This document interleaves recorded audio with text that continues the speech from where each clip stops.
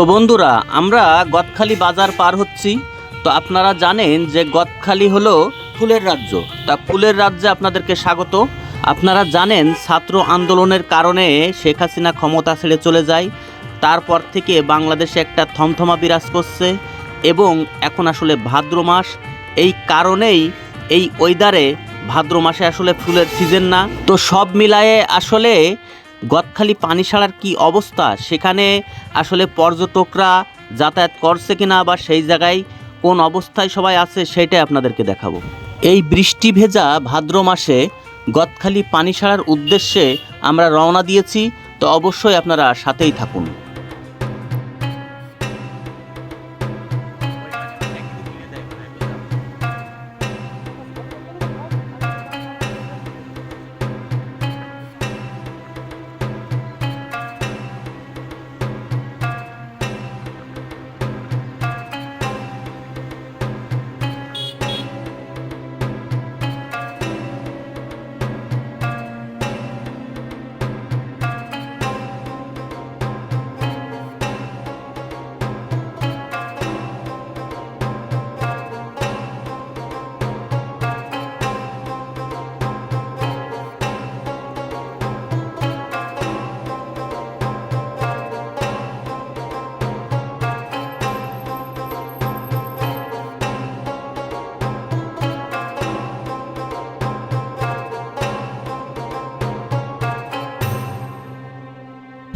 আমরা দেখতে পাচ্ছি পানিসারা কফি হাউস বন্ধ।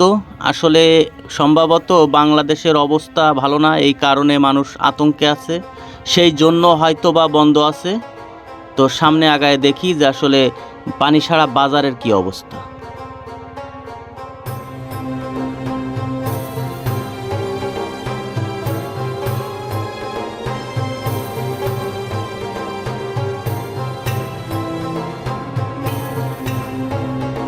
বন্ধুরা, দেখতে পাচ্ছি কিছু কিছু দোকানদার ফুলের দোকান নিয়ে সাজিয়ে বসে আছে, কিন্তু আসলে কাস্টমার নেই বা পর্যটক নেই। পর্যটক শূন্য আসলে গদখালি পানিসারা বাজার। এইটার কারণ হিসেবে যেটা বলতে পারি, বাংলাদেশে রাজনৈতিক অবস্থা আসলে ভালো না, যার কারণে এই অবস্থা এবং এই ওয়েদার, এই আবহাওয়া আর ভাদ্র মাসের কারণেও পর্যটকের আসলে আনাগোনা কম বা পর্যটক একেবারে নেই বললেই চলে।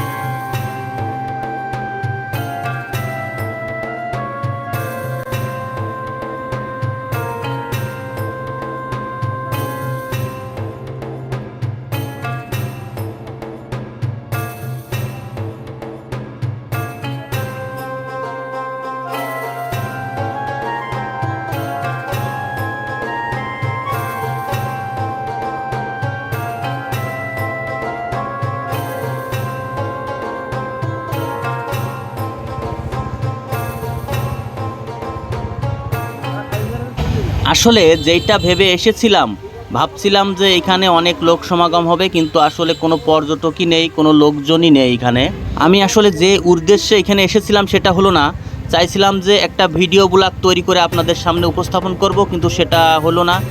আসলে বাজারে লোকজনই নাই, পর্যটকই নাই, দোকানপাট খোলা নাই, ব্লগ তৈরি করা সম্ভব না।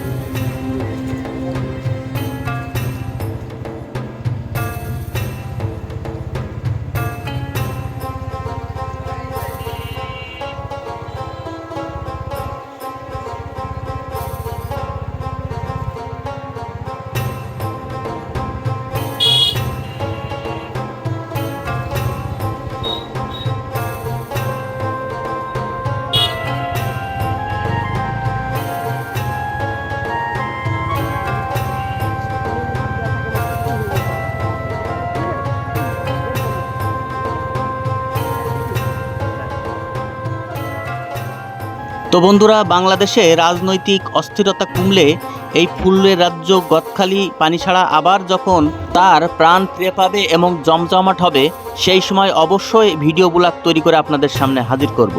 তো সেই প্রত্যাশায় এই ভিডিও থেকে বিদায় নিচ্ছি। ধন্যবাদ সবাইকে, ভালো থাকবেন।